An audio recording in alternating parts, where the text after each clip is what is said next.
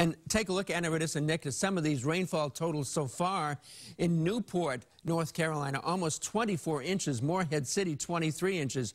Wrightsville Beach, almost 19. Cape Fear, 17 inches.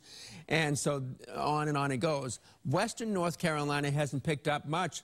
For example, out in Charlotte, they've only had a few sprinkles there, a couple of showers. And west of that, virtually nothing.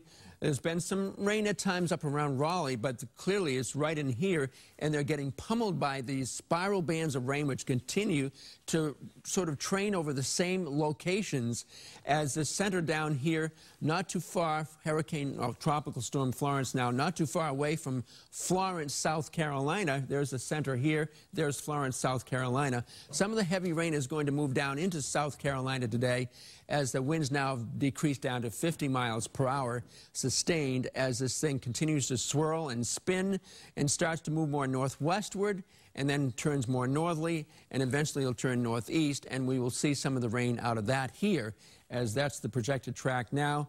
As it continues to weaken, won't have much wind at all eventually in 24 hours, and it comes over us with just a southerly or southeast breeze at 10 to 20 miles an hour on Tuesday as it moves in a general direction like this.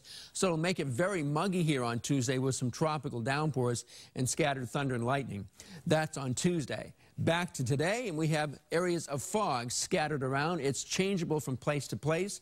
Some places it's very foggy, and all of a sudden the fog just all of a sudden disappears. Some places there isn't much fog, and all of a sudden it appears. So it'll be that way for a while this morning, but then it's going to be burning off. We see temperatures in the mid-60s right now, except cooler 50s on the Cape where the sky has been clear, and the air is somewhat drier down there. Looking for high temperatures today, almost identical to yesterday's, maybe down a little bit right along some coastal areas, but low to middle 70s, 71 to 75 at the coast, to 80 to 81 with the highest temperatures up here in New Hampshire and farther northwest of Boston. That's where it should get up to around 80, 81, or 82.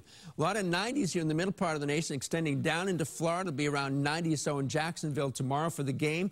We're looking at this storm here continuing to weaken. There's high pressure which is basically protecting us, but it's kind of with the moisture in the air, it produces a lot of low cloudiness and fog each night, and the tough thing is trying to burn that off during the day, but we should be able to do it in most places today. Then there'll be a return of that fog and low clouds in some places tonight. So as far as the wave heights, got the big waves down there, but we don't have to worry about the big waves here in most of New England, mostly around 2 to as much as 3 or 4 feet, perhaps on the south coast. That's the deal on that, with the high temperatures getting into the low and middle 70s along the beaches today, and we have high tides late this afternoon. So it may not turn out to be a bad beach day, even though it may be foggy in some spots right now. Low to middle 80s the next 3 days, right, taking us right on through Monday. Then we get the tropical downpours on Tuesday. And finally, a spell of fresh air, nice, dry summer, polar air coming in here for Wednesday and Thursday. It should be beautiful both of those days. Back to you.